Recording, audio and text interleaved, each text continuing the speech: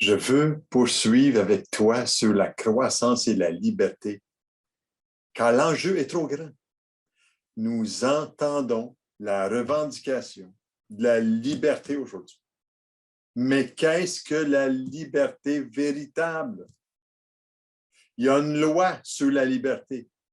Veux-tu la connaître, la vivre et marcher avec un esprit libre en pleine croissance? J'aimerais te dire, Dieu t'aime tellement qu'il a payé pour te libérer et te montrer la voie. Montre-moi la voie, dis-moi où aller, où tu voudras j'irai. Si tu ouvres la porte, celle qu'on ne peut fermer, si tu es là j'irai. Donne-moi le courage de quitter mon rivage et de marcher sur tes eaux. Le courage d'être libre et d'oublier le passé, le déposer à tes pieds, à tes pieds.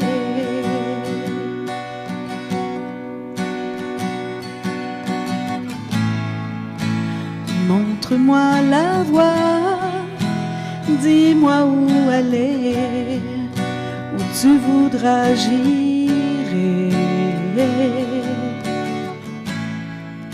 Si tu ouvres la porte, celle qu'on ne peut fermer, si tu es là j'irai.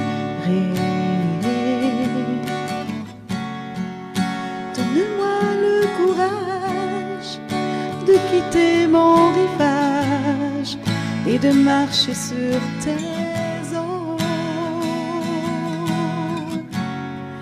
Le courage d'être libre et d'oublier le passé et le déposer à tes pieds.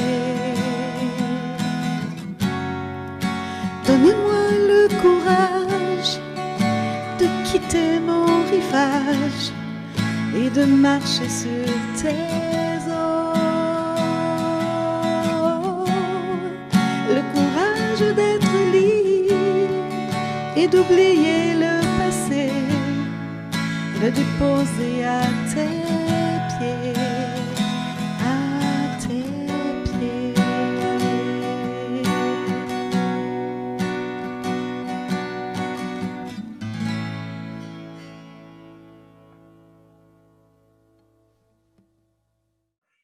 Bonjour et bienvenue à l'émission L'Évangile, notre espoir aujourd'hui.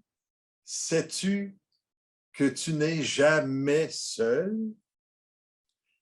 Que le Saint-Esprit veut te donner le courage et te rendre libre? J'ai une bonne nouvelle pour toi aujourd'hui, parce qu'il y a une nouvelle loi spirituelle établie pour que notre croissance et notre liberté soient totale, soit complète. Il est écrit dans Romains chapitre 8, verset 2, « La loi de l'esprit de vie en Jésus-Christ m'a libéré de la loi du péché et de la mort qui était en moi. » L'apôtre Paul précise que c'est pour la liberté que Christ nous a libérés. Et il dit encore dans 2 Corinthiens, chapitre 3, verset 17, « Or, le Seigneur, c'est l'Esprit.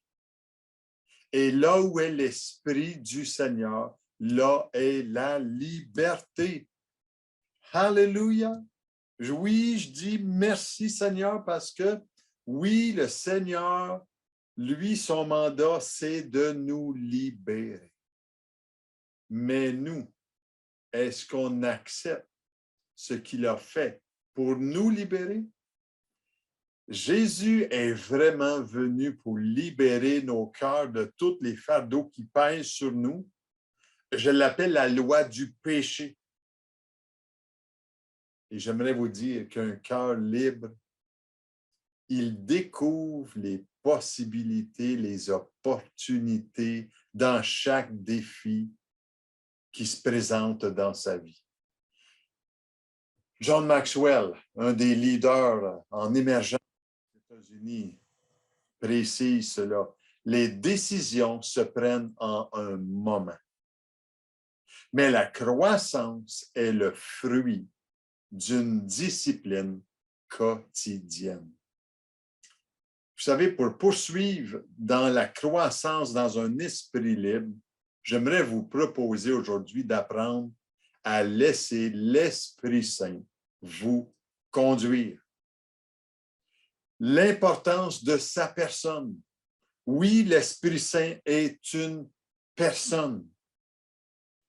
Ce n'est pas une impression personnelle, mais il est là pour nous aider à comprendre de quelle façon notre nature fonctionne.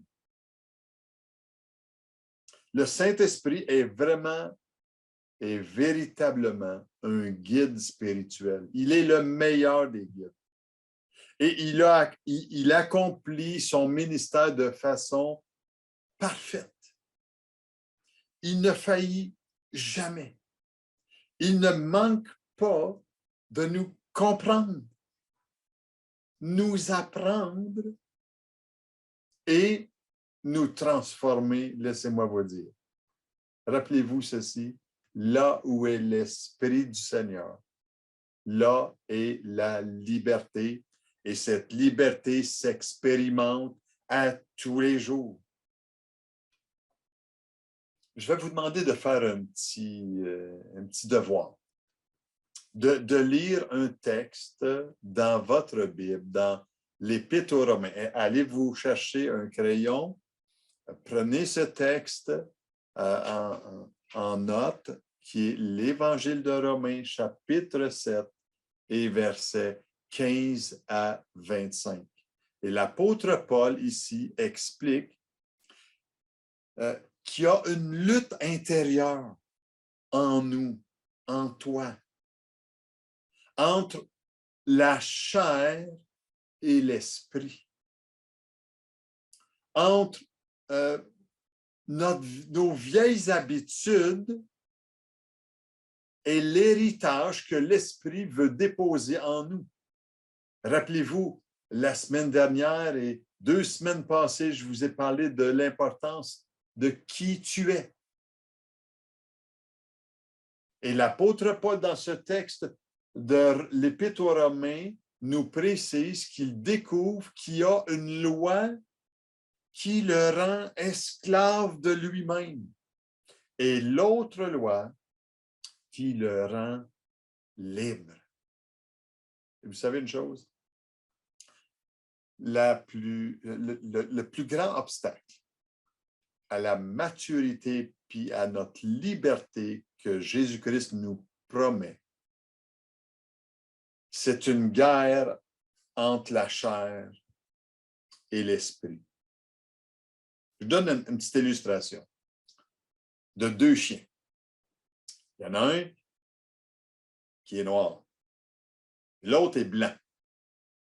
Et ce sont 2 ennemis acharnés qui se dévorent. Le noir, lui, il symbolise notre vieille nature qu'on a héritée par la désobéissance de nos premiers parents, Adam. On est apte à désobéir. Et il se nourrit, ce chien noir-là, du comportement de la chair, des désirs de ce monde. Puis il prend des mauvaises habitudes. Il y a ce chien blanc qui, lui, veut dépendre de sa nouvelle nature qui a hérité par le sacrifice que Jésus a porté à la croix et qu'il est ressuscité des morts. Et ce chien blanc-là se nourrit de l'enseignement spirituel et il pose des actions d'amour, et etc., etc. En d'autres mots, il laisse le Saint-Esprit souffler la vérité à son esprit, ce chien blanc-là. Et vous savez quoi? Le chien que nous nourrissons le plus deviendra le plus fort et dominant dans notre vie. Vous savez, il y a beaucoup de chrétiens. Je vous donne cet exemple-là parce que je constate qu'il y a beaucoup de chrétiens qui se voient comme des victimes entre leur guerre intérieure, entre deux natures. À quelle nature t'identifies-tu? Et pourquoi que tu t'identifies à l'un ou à l'autre? Peut-être que tu dis, moi, je suis ce chien noir-là, parce que les choses de la Bible, ça ne m'intéresse pas. Vous savez, c'est sain de pouvoir penser de cette façon-là? Comment changerais-tu ton identité qui t'a été volée?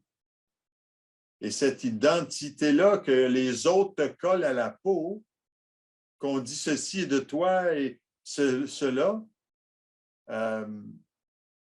j'aimerais te dire que Christ nous donne une nouvelle identité, comme on avait vu dans les semaines antérieures, et ça représente beaucoup plus exactement tout le fruit que l'Esprit veut déposer dans notre vie. Et vous savez, dans cette petite étude que j'aimerais faire avec vous aujourd'hui, on va voir la relation qui existe entre la chair et l'Esprit Saint qui habite en nous. Puis découvrir l'importance de marcher dans l'Esprit pour atteindre de la maturité puis de la liberté. Mais avant, je te laisse avec cette annonce que je vais te faire pour l'instant. J'aimerais vous dire qu'il y a un temps de guérison, un temps d'espoir pour ce Noël 2021. Croyez-le ou non, une autre année vient de s'envoler et la saison de Noël est presque arrivée. Même s'il y a eu beaucoup de personnes guéries depuis le début de la pandémie en 2020, nous ne sommes pas sortis du bois encore. Et il y a beaucoup de personnes qui sont encore aux prises avec la douleur d'avoir perdu un être cher ou se remettre d'une difficulté des conséquences de la COVID-19. Vous savez, le temps des fêtes rappelle pour certains un souvenir douloureux. Pour d'autres, des personnes qui les ont quittés trop vite. Mais j'aimerais prendre cette occasion pour me tenir à vos côtés en faisant face à ces blessures et douleurs pour vous aider à les traverser. J'aimerais que vous sachiez qu'à travers la lentille de la parole de Dieu, il y a guérison et espoir. Et cet espoir-là, nous l'avons comme une ancre solide dans la personne de Jésus. Il est venu comme étant la véritable lumière pour éclairer, pour guérir et remplir notre cœur d'espoir. Et je crois que ce Noël sera le moment de tourner la page de l'incertitude, de la peur, pour entrer dans un tout nouveau chapitre rempli de joie et d'espérance pour ceux qui aiment Dieu. Et j'aimerais vous inviter le dimanche 19 décembre où je parlerai de la lumière de Jésus pour vos jours les plus sombres. Oui, parce que vous savez, la toute première chose que Dieu a créée était la lumière. Et Dieu a vu que la lumière était bonne et il l'a séparée des ténèbres. Mais la plus grande lumière qu'il nous est donnée dans l'histoire est venue sous la forme de Jésus-Christ le jour de Noël. Et je vous invite aussi le 26 décembre où je vous aborderai sur « Vais-je faire de la place à Jésus dans ma vie? » Et vous savez, même si les prophéties de Dieu sont venues depuis des millénaires qui avaient été annoncées la venue du Messie, il n'avait pas de place pour lui quand il est finalement arrivé. Et l'aubergiste n'a pas fait de place pour l'événement le plus important de l'histoire. Et je crois qu'un temps de guérison et d'espoir t'est réservé les 19 et 26 décembre à 10 heures. Et je veux vous inviter à venir au Centre chrétien d'Amqui. Le Seigneur veut te faire voir sa lumière sur ta situation et changer ta vie intérieure. Et je suis convaincu que la saison de Noël 2021 sera l'une des périodes les plus importantes de l'année pour plusieurs. Peut-être même la saison la plus importante de toute ta vie. Je t'invite le 19 et le 26 décembre. Dans le reste de mon partage avec toi aujourd'hui, je veux te montrer un diapo sur la relation qui existe entre la chair et l'esprit qui habitent en nous. Et y découvrir l'importance de marcher dans l'esprit pour atteindre la maturité et la liberté. J'aimerais te proposer cela ici. J'espère que tu vas pouvoir voir ce diapo qui va apparaître devant toi et dans lequel tu pourras examiner l'importance de qui nous sommes vraiment. La vie de l'homme, de la femme, de l'être humain. J'ai marqué ici l'homme charnel, la vie selon la chair, selon 1 Corinthiens chapitre 3 et verset 3. Tu as à ta gauche devant toi la chair. Dans l'Épître aux Romains, il nous est dit que nos habitudes sont vraiment enracinées et nous incitent encore, il incite la pensée à vivre indépendamment de Dieu. Et cela affecte quoi? Notre volonté, tu vois la flèche, nos émotions et aussi notre pensée. On peut voir cela, l'effet de la chair, les décisions qu'on prend par nos propres forces. Vous voyez encore à gauche l'esprit. Dieu nous a créé corps, âme et esprit. L'âme est distinguée ici par la volonté, les émotions et la pensée. Et l'esprit qui est en nous est mort parce qu'on a désobéi à Dieu le Père à cause des fautes qu'on commet. Et oui, on a encore un esprit, mais le cercle est noir. Et l'esprit est encore là, mais il est éteint à cause des décisions que nous prenons. Vous avez à votre droite le corps et tous les effets négatifs qu'il peut y avoir. Et ça, c'est juste une petite liste des effets négatifs qu'il y a sur notre corps en ce qui concerne les problèmes, premièrement, que nous avons eus dans notre chair. Les migraines, les maux de tête, les tensions, l'estomac irrité, les ulcères, les urticaires, les éruptions de la peau, les allergies, j'en passe, hein, l'asthme, certaines arthrites, le côlon spasmodique, les palpitations du cœur, les troubles respiratoires, et les problèmes de santé mentale, etc., qui atteignent notre corps. Nos émotions, qu'est-ce qui arrive avec nos émotions? Souvent, elles sont négatives et dominantes et instables. Et nos pensées, mais sont simplement divisées dans tout cela. Un autre diapo que je vous mets ici devant vous, qui est celle-ci, qui est la vie selon la chair encore. Et quand on marche selon la chair, selon le texte de Galates chapitre 5, vous voyez ça en bas, versets 16 à 18. On voit les détails de ces versets-là qui sont écrits dans ce texte-là. Et quand on marche dans la chair, on marche souvent dans l'immoralité, et ça affecte quoi? Notre volonté. Hein, c'est nous qui décidons. C'est un choix qu'on fait. Ça affecte nos émotions et aussi nos pensées, que ce soit les impuretés, de la débauche, peu importe tous les problèmes que notre marche selon la chair,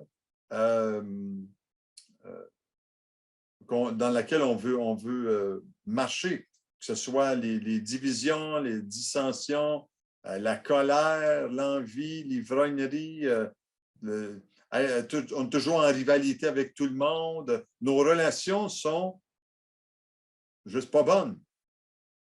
Mais qu'est-ce qui arrive si on marche selon l'esprit? À droite, vous avez, et c'est vrai que rarement on le fait, mais il est important de laisser la marche selon l'esprit dans notre vie prendre forme, dans l'amour de Dieu.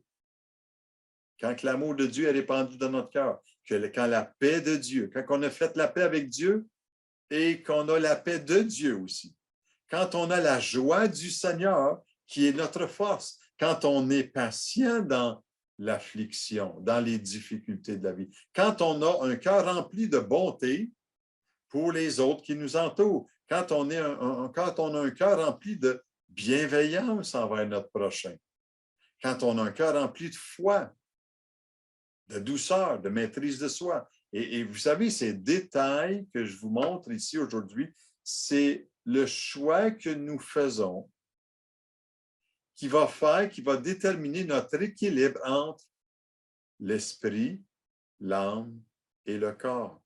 Et plus nous allons cultiver la marche selon l'esprit, plus nous allons découvrir la merveilleuse liberté et la maturité dans notre comportement. Et c'est ce qui fait que dans notre vie, plus nous allons nous diriger à laisser l'Esprit Saint nous conduire, plus nous allons expérimenter la vie et la vie abondante. Alléluia. Je vous souhaite une vie abondante. Je vous souhaite une vie selon l'Esprit Saint qui habite en vous. Mais pour cela, il faut laisser le Seigneur être le maître de notre vie, le sauveur de notre vie. Et je vais vous encourager, si vous n'avez pas fait une décision, de dire, Seigneur, moi j'ai besoin de comprendre qu'est-ce que Denis est en train de dire.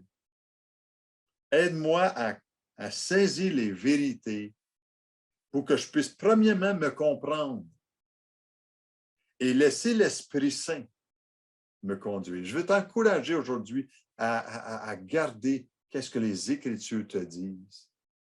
Laisse l'Esprit Saint te conduire.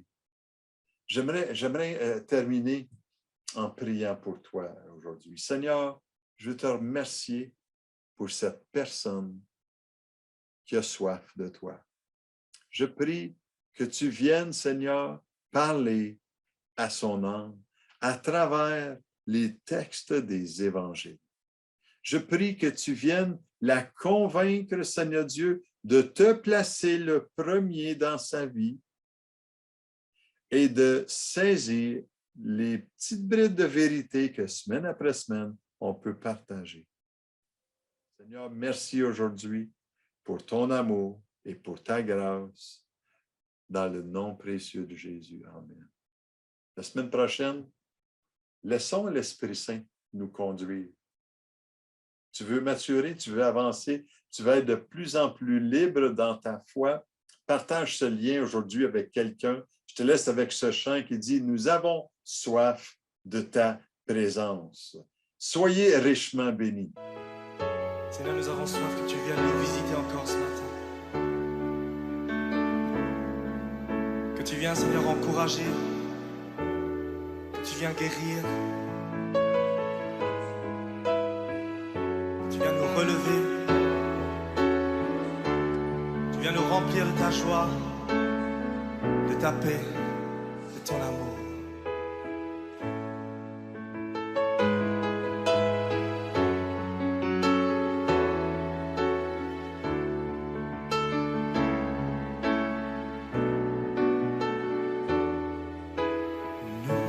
Nous avons soif de ta présence, ô Saint-Esprit, viens, souffle sur nos vies, embrasse nos cœurs, ô Seigneur,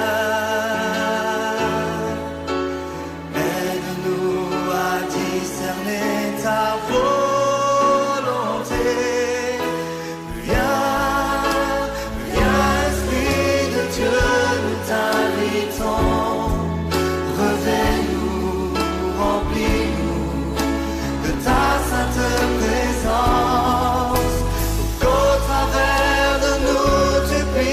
Agir avec puissance pour confirmer les paroles que nous allons annoncer.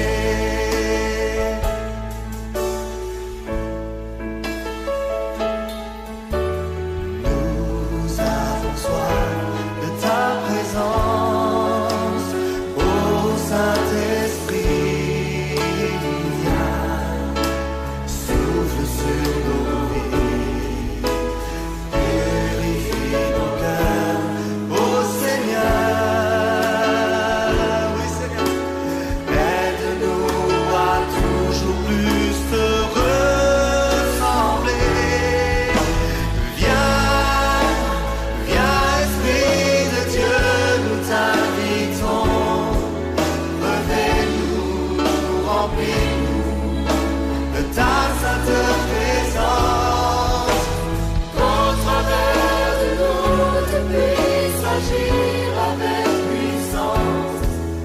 confirmer les paroles que nous allons annoncer.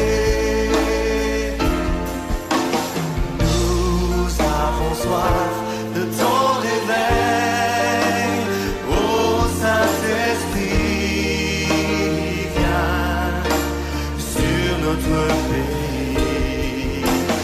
Nous voulons voir des milliers d'hommes